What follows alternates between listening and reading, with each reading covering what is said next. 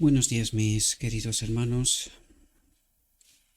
Le ruego a nuestro Dios que nos envíe su Espíritu, que nos capacite para poder entender su realidad, su perspectiva, su verdad. Hoy vamos a tratar el séptimo tema, la séptima entrega, mejor dicho, de este gran tema, la encarnación, que tiene como título el verdadero significado de la encarnación. Para poder entender esta realidad, como de costumbre, os he traído un texto que debe de ayudarnos a comprender la profundidad de este asunto, de este mensaje, ¿verdad? Y este texto dice lo siguiente. Está en Youth Instructor de diciembre de 1897. Y fijaos lo que dice. Apunto 1897 porque estamos hablando de casi el principio del siglo pasado, ¿verdad? Y fijaos lo que dice. Desde la eternidad hubo una unidad completa entre el Padre y el Hijo. ¿Cuántos serán desde la eternidad? Dos. Desde la eternidad hubo una unidad completa entre el Padre y el Hijo. ¿Cuántos eran? Dos, no tres, ¿verdad? Y ahora entenderemos, porque este es el tema que corresponde hoy, ¿verdad? El verdadero significado de la encarnación. Ahora vamos a ver quién es el Espíritu Santo. Y fijaos lo que dice. Eran dos, pero poco menos que idénticos. Poco menos que idénticos. Dos en individualidad, atentos, pero uno en espíritu. ¿Qué es lo que trata de decir? Uno en espíritu. ¿Qué es Dios? ¿Cuál es su naturaleza? Espíritu, ¿verdad? Por lo tanto, ¿qué nos está diciendo aquí? ¿Quién es el Espíritu Santo? Pero uno en espíritu. Uno en espíritu. Dice corazón o mente y carácter. Por eso cuando estamos hablando del carácter, estamos hablando del espíritu en realidad, que es la naturaleza de Dios, es la naturaleza divina, ¿verdad? Por lo tanto, cuando entendemos este asunto, claramente este texto desmonta sin lugar a dudas la doctrina de la Trinidad, pero también nos ayuda a entender quién es el Espíritu Santo. Y ahora entremos en nuestra reflexión porque nos explicará precisamente este asunto.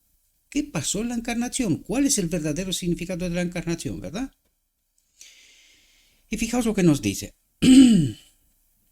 Os recuerdo y recalco, estamos hablando de la encarnación y no de otra cosa. Atentos a lo que dice.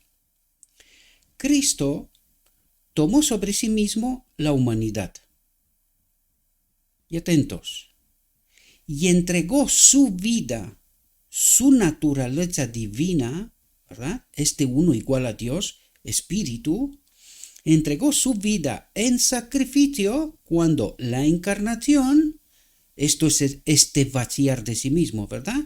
Entregó su vida en sacrificio para que el hombre, al llegar a ser participante de la naturaleza divina, de este Espíritu de Dios, ¿verdad? Dice, tuviera vida eterna. Ahora, cuando Dios creó a Adán, ¿tenía vida eterna? Sí. ¿Y cuándo la perdió? En Edén. ¿Qué perdió Adán en Edén en realidad? Este soplo de vida, este espíritu que Cristo, ¿verdad? Como el ejecutor, como el creador, la mano que obró, ¿verdad? Bajo la voluntad del Padre, puso su espíritu en el hombre, en Adán y Eva, ¿verdad? En la humanidad. Por lo tanto, Adán, al desconfiar de Dios, pierde la conexión, pierde el Espíritu Santo. Este es un principio tremendamente importante que necesitamos comprenderlo, porque si no, no logramos entender el Evangelio, cosa que está pasando en realidad. Por lo tanto, ¿qué es lo que hace Cristo en la encarnación? Esta vida de la cual Él se despoja, dice, entregó su vida en sacrificio, es el precio por el pecado, ¿verdad?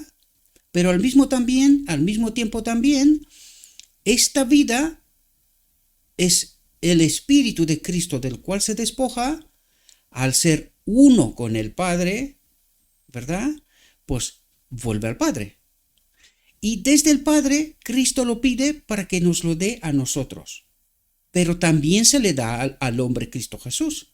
Leímos este texto en las últimas 2 reflexiones, si no me equivoco, incluso 3, que Cristo recibió abundantemente el Espíritu Santo. Es decir, el hombre Cristo Jesús, el Hijo de Dios, es el único ser de todo el universo en el cual habita la plenitud de la divinidad, habita el Espíritu del Padre. Cuando vimos el texto de inicio, este texto, ¿verdad? Cuando vimos este texto y entendemos aquí que ellos son uno en espíritu, esta naturaleza divina de Dios es uno. Cuando Cristo se despoja de esta vida, de este espíritu, de esta naturaleza divina, como es uno con el Padre, pues se queda en el Padre, ¿verdad? Y del Padre vuelve a darnoslo a nosotros. Pero primero, Cristo recibe de esta misma naturaleza divina como hombre, recibe la plenitud del Espíritu.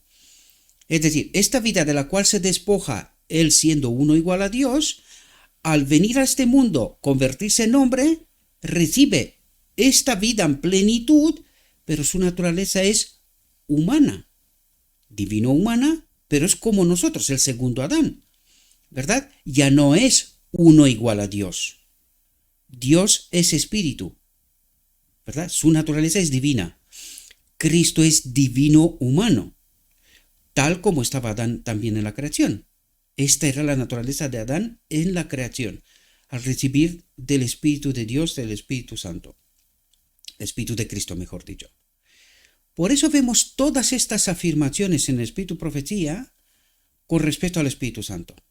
Pero ahora vemos claramente que es el Espíritu de Cristo y el Espíritu del Padre. Por eso la sierva lo explicó así, porque no hay otra forma de explicarlo y es justo lo que nos trata de explicar aquí.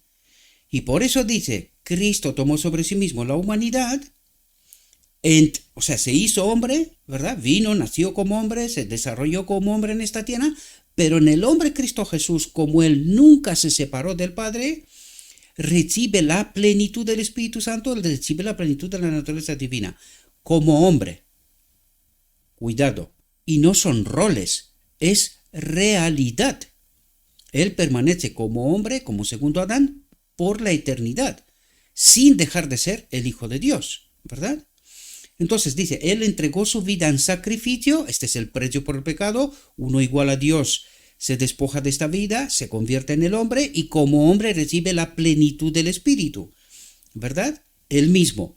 Y también, porque eso es lo que nos va a decir en la reflexión, y también de este Espíritu nos da a nosotros, también, ¿verdad?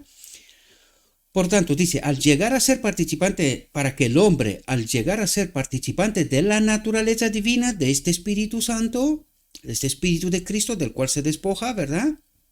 Tuviera de nuevo vida eterna. Dice, Cristo era no solo el sacrificio, hablamos de la encarnación, ¿verdad? No estamos hablando de la cruz, aunque el sacrificio empieza con la encarnación y se termina con la cruz, ¿verdad? Dice, sino que fue también el sacerdote, y Cristo en la cruz no fue sacerdote, sino la encarnación fue el sacerdote, o sea, es el sacrificio y al mismo tiempo el sacerdote que ofreció el sacrificio. Él se ofrece a sí mismo, ¿verdad? Dice, el pan que yo daré es mi carne, dijo Jesús, la cual yo daré por la vida del mundo. Dice, él era inocente de toda culpa.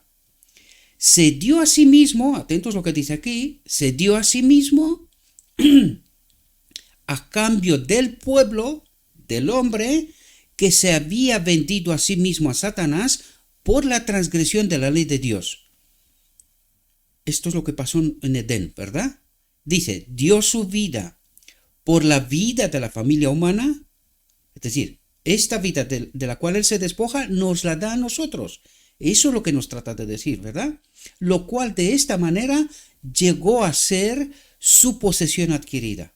Todos aquellos que creen en este Cristo, en el segundo Adán, que al mismo tiempo es el Hijo de Dios, pero no uno igual a Dios, ya no tiene esta naturaleza solamente divina, Él es divino humano, ¿verdad? Pues nosotros al creer a este Cristo recibiremos de su vida este espíritu, no en plenitud, sino que recibiremos espíritu en la medida que corresponde al ser humano. Recuerden que cada ser en la creación de Dios, cada ser, según el propósito por la cual fue creado, recibe la medida del Espíritu de Dios, ¿verdad? Pero en el hombre Cristo Jesús habita la plenitud de este Espíritu, ¿verdad? Y que es el Espíritu del Padre, es el Espíritu de Cristo del cual se despoja y se vuelve al Padre, y del Padre se nos envía a nosotros, ¿verdad? Cristo lo pide y se nos da. Fijaos lo que dice. Por eso me ama el Padre, dijo Cristo, porque yo pongo mi vida para volverla a tomar. ¿Y qué es lo que nos habla? Pues nos dice que de esta vida de la cual Él se despoja, que es la naturaleza divina, de la cual ha entregado a todos los seres creados, ¿verdad? Ahora mismo Él, como ser humano, también recibe. Y vimos el texto en las reflexiones anteriores, ¿verdad?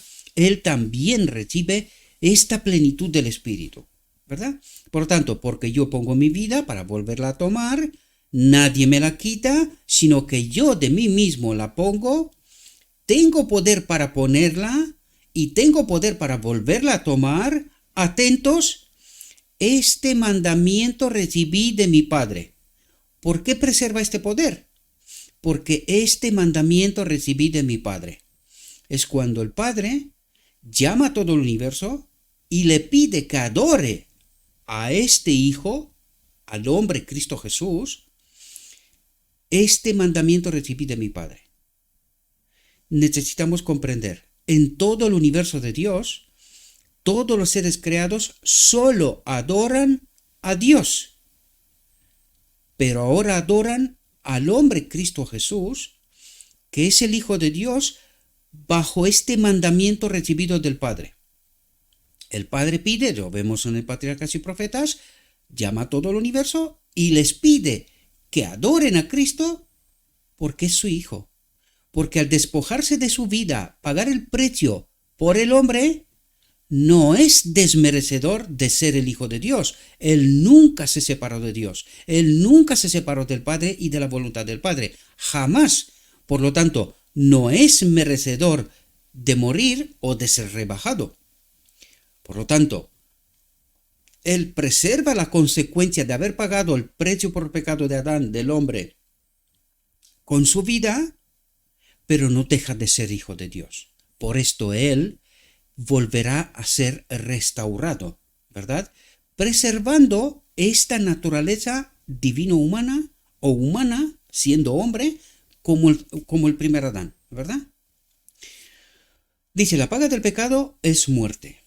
A Adán, antes de su caída, el Señor le dijo, el día que de él comieres, ciertamente morirás.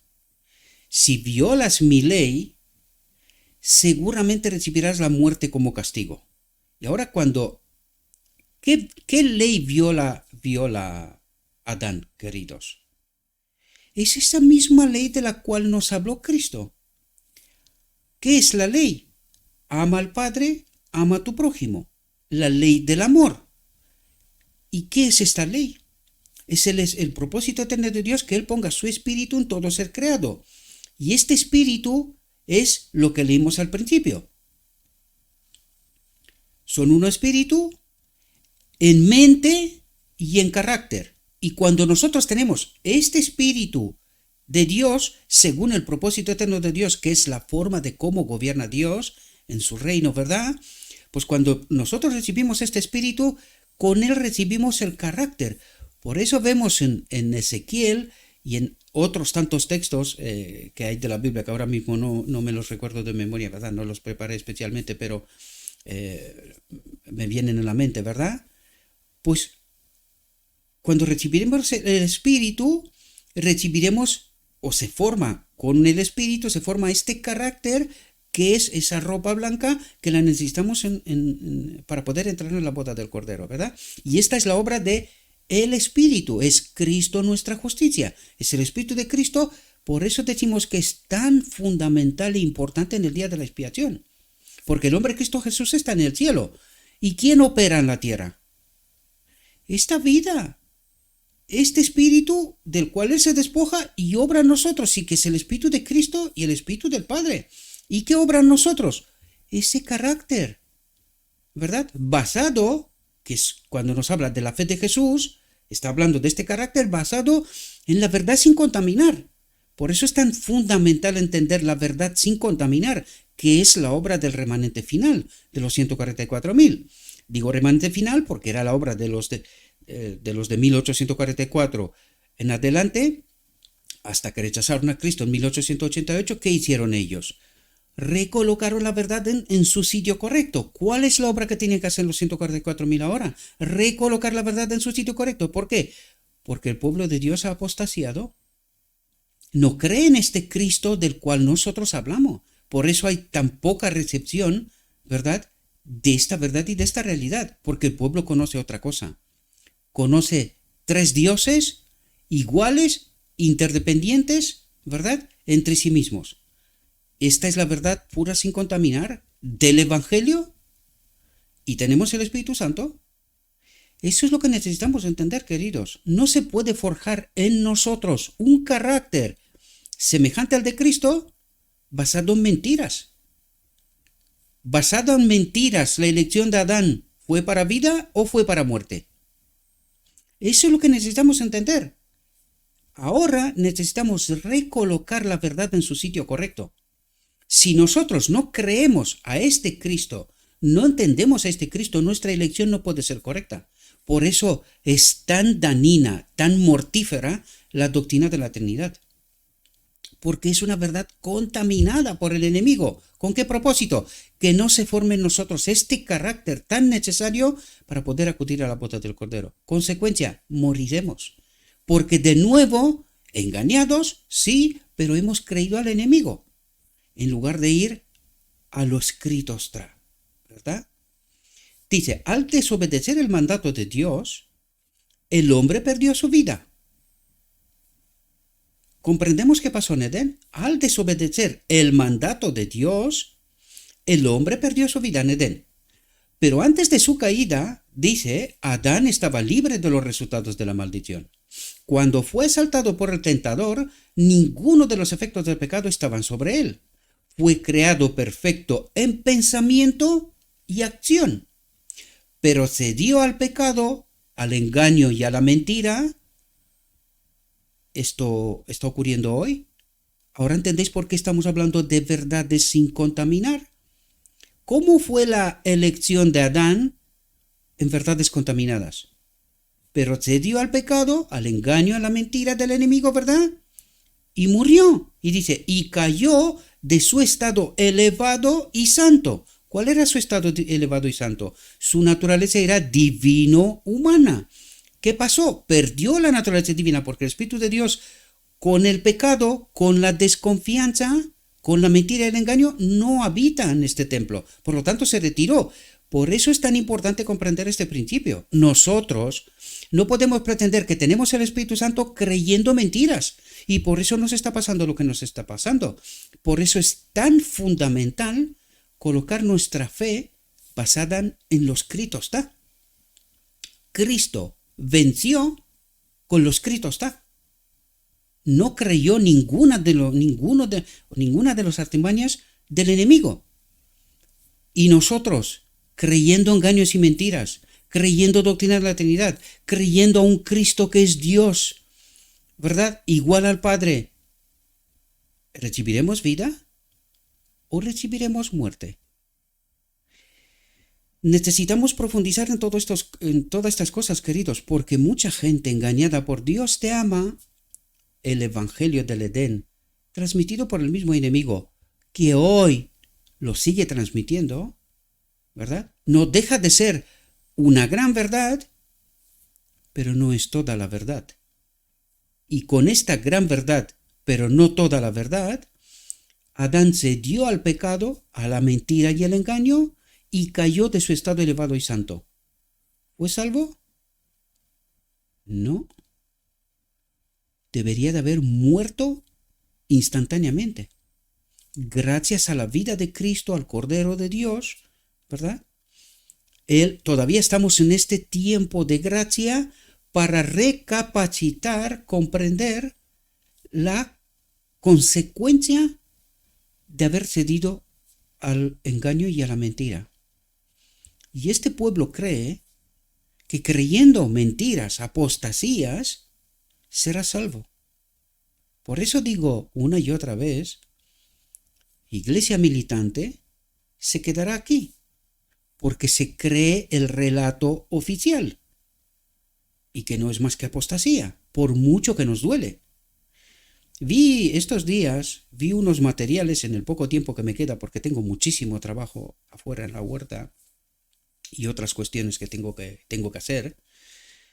Pero en el poco tiempo que me quedó, vi unos materiales a partir de los años 80, 90 en adelante. Muchos, incluso antes, mucho antes también.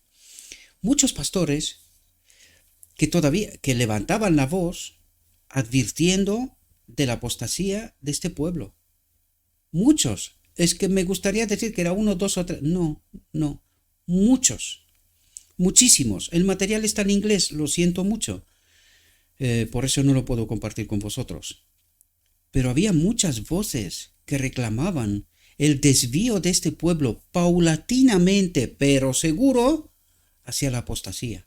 Consecuencia de haber caído del estado elevado y santo. Es decir, de que en 1888 hemos rechazado el mensaje de Cristo nuestra justicia, consecuencia el Espíritu se ha retirado y este pueblo camina en su propia chispa, dirigido por sus maestros, ¿verdad? Lo digo en términos generales, ya sé que hay gente, desgraciadamente tan poquita, ¿verdad? Y que tan pocas voces quedan ya, porque Satanás se ha encargado de que lo que ocurrió en la Edad Oscura con Roma está ocurriendo hoy en medio de nosotros. Por eso vemos pastores que levantan la voz y son censurados, excluidos, eliminados, porque aquí interesa solo el relato único, ¿verdad? Y el relato único es apostasía total, queridos. O despertamos o moriremos. Esto es así de claro. Necesitamos purificar la verdad. Esta es la obra del día de la expiación. Purificar nuestra mente, formar un carácter semejante al de Cristo. De otro modo no podemos entrar en la boda del Cordero, ¿verdad?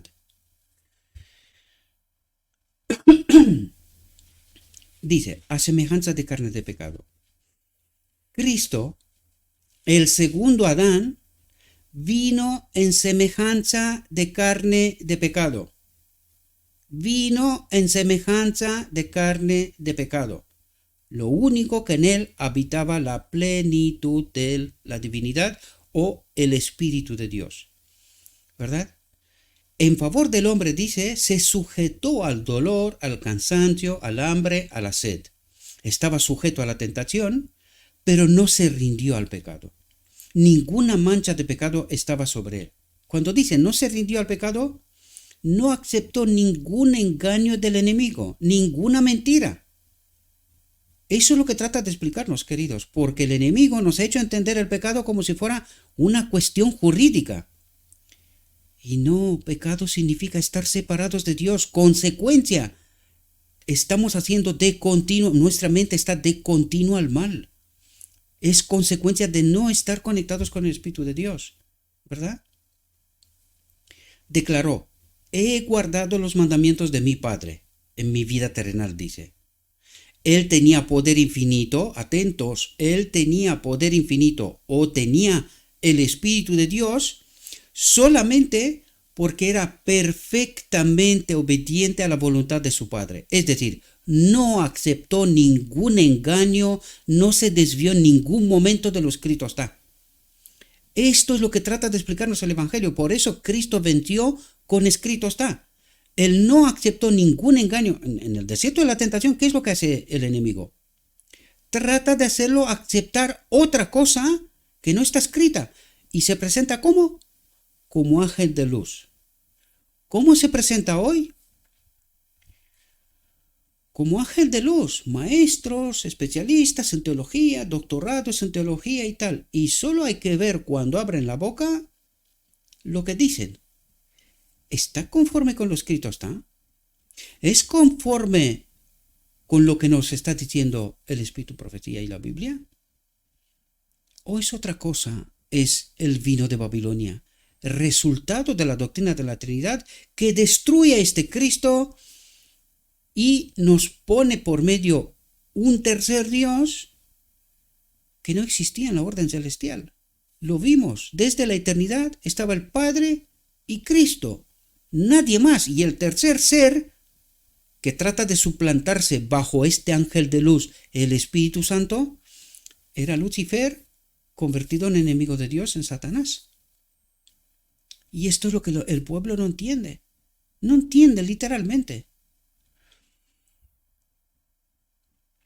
Él tenía poder infinito solamente porque era perfectamente obediente a la voluntad de su Padre. No se salió de lo escrito está. Punto.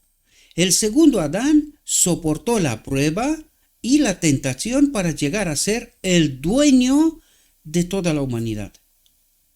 Y esta fue la prueba de Adán también, del primer Adán. Pero cedió al engaño y a la mentira del enemigo, ¿verdad? Y por eso se desconectó del Espíritu Santo, del Espíritu de Dios, se desconectó de la vida.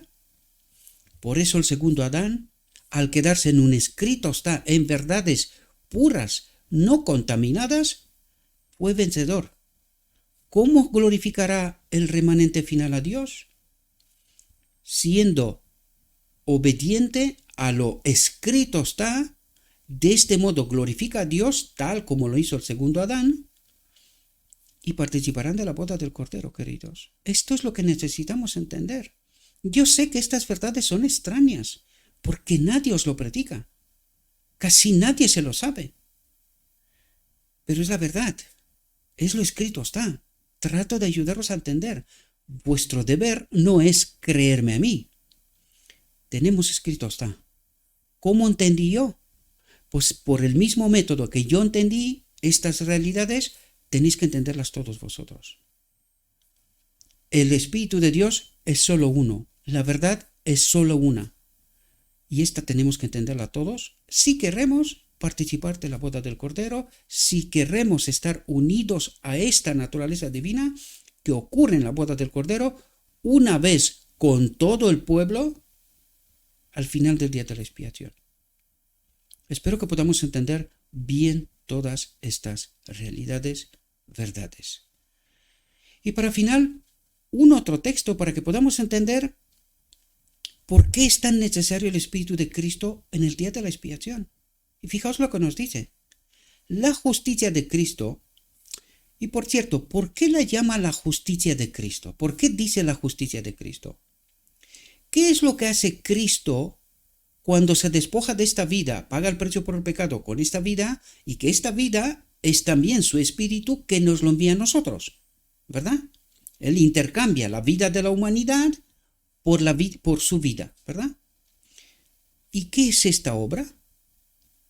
Una obra de justicia, ¿verdad? ¿Por qué dice la justicia de Cristo? Porque la justicia de Cristo es en intercambiar su vida por la nuestra. ¿Qué significa el verdadero significado de la encarnación? Al intercambiar su vida por la nuestra.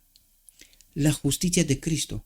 Esta es la justicia de Cristo. Él hace justicia con su vida, paga el precio por el pecado y nos envía a nosotros su vida, su espíritu, ¿verdad? Su naturaleza divina, para que conectados con ella ocurra lo que nos va a decir a continuación. La justicia de Cristo hace posible la obediencia. ¿Por qué la hace posible? Porque Adán vuelve a estar conectado con el Espíritu de Dios, con la gloria de Dios, con esta naturaleza perdida en Edén. Y esta naturaleza era lo que le hacía a Adán ser obediente. Por eso ahora, en la boda del Cordero, seremos conectados con el Espíritu de Dios de nuevo. Mientras tanto, este Espíritu, en una medida limitada, nos acompaña hoy, aquí y ahora para poder comprender la verdad, para purificar la verdad, descontaminar la verdad de toda mentira y engaño que el enemigo de Dios ha introducido en medio de nosotros, en medio del campamento de Israel. Necesitamos entender todas las metáforas del santuario y del día de la expiación, ¿verdad? Cómo ha de ser sacado fuera el enemigo del campamento de Israel. Y que esta es la obra de aquel hombre especial preparado, que son ¿quién? Los 144,000, que tiene como obra ¿qué? Purificar la verdad. Es decir, saca las mentiras y el engaño del enemigo fuera del campamento, fuera del remanente, ¿verdad? Se purifican y de este modo, al vivir según la verdad, la verdad purificada, glorifican a Dios, reciben al mismo tiempo esta justicia de Cristo, el Espíritu, ¿verdad? Cada vez en mayor medida, ¿verdad? Y dice, era imposible para el pecador guardar la ley de Dios, separado de Dios. Era imposible separado de Dios. Cuando nos está diciendo esto, por favor, lo he dicho en multitud de ocasiones y es importante entender esto. Tenemos que ir a Sinaí. ¿Qué intentó hacer Dios en Sinaí? Revelarnos precisamente esta realidad, que era imposible para nosotros guardar la ley de Dios. ¿Lo entendimos en Sinaí cuando nos señaló las tablas de la ley? No lo entendimos, queridos, pero ahora, cuando entendemos cuál es la justicia de Cristo y qué propósito tiene, ahora cuando ves a Dios que nos enseña las tablas de la ley, ¿qué es lo que quería Dios hacer? Revelarnos que estamos separados de Él, que necesitamos estar unidos a Él. Ahora entendéis por qué le da a Moisés el santuario para que a través del santuario le pueda revelar precisamente esto. ¿Cómo terminaba el santuario, la metáfora de la parábola del santuario, esta imagen objetiva? Con el día de la expiación. ¿Y qué ocurría en el día de la expiación? Esto es lo que necesitamos entender, mis queridos hermanos. Dios trató en Sinaí de revelarnos que estamos separados de la gloria de Dios y que es un imposible para nosotros guardar la ley de Dios separados de Él. Trataba de revelarnos qué pasó en Edén con la desobediencia de Adán, la desconfianza de Adán, ¿verdad? Se separó del Espíritu de Dios y es imposible sin el Espíritu de Dios guardar la ley de Dios, vivir en conformidad con el carácter de Dios, ¿verdad? Era imposible para el pecador guardar la ley de Dios, que era santa, justa y buena. Pero esta imposibilidad fue eliminada por la impartición de la justicia de Cristo. ¿Ahora entendéis lo que es la justicia de Cristo?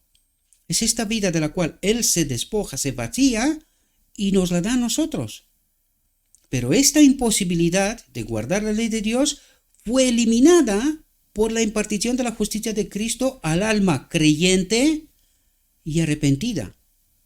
¿Arrepentida de qué? De haber creído y vivido los engaños del enemigo. Y cuando entendemos qué rechazamos nosotros en 1888, la justicia de Cristo, ¿qué significaba esto? Si hubiésemos recibido la justicia de Cristo, hubiese sido el final del día de la expiación. ¿Cómo recibirá este pueblo la justicia de Cristo? A través de la verdad. ¿Qué rechazaron en 1888? La verdad. La última verdad. ¿Verdad? Rechazaron la justicia de Cristo que los hermanos Jones y Waggoner y la sierva trataron de ayudar a este pueblo a entender qué es lo que estaba ocurriendo. ¿Qué hizo el enemigo? Nos volvió a engañar. Nos señaló la letra de la ley y perdimos la conexión con el Espíritu. ¿Verdad? ¿Qué es lo que tiene que hacer la última generación? Comprender la verdad pura, sin contaminar. Esto es lo que necesitamos, la verdad pura, sin contaminar. De este modo, este hombre especial preparado, los 144.000, el remanente final, sacan las mentiras y el engaño del enemigo del medio del campamento de Israel. Y atentos porque el Espíritu de Profecía nos dice, si el enemigo escaparía, Israel moriría. ¿Qué es lo que quiere decir? Si el enemigo triunfa en sus engaños, en la apostasía, que está en el medio del pueblo de Dios, si el enemigo triunfaría proclamando estas verdades, Israel moriría. No habrá final del día de la expiación. Sin embargo, recuerden, Juan vio un remanente que glorifica a Dios, que guarda los mandamientos de Dios y la fe de Jesús. Por lo tanto, habrá un remanente. ¿Cuántos serán? El escrito nos está diciendo que será un grupo pequeño. En la visión del tren rápido nos señala todo el mundo en el tren. Y en el lado contrario, un pequeño grupo por un campo con la mirada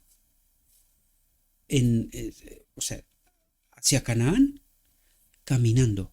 Un grupo pequeño. ¿Por qué? Porque no hemos entendido las verdades del Evangelio. No nos quedamos a un escrito está.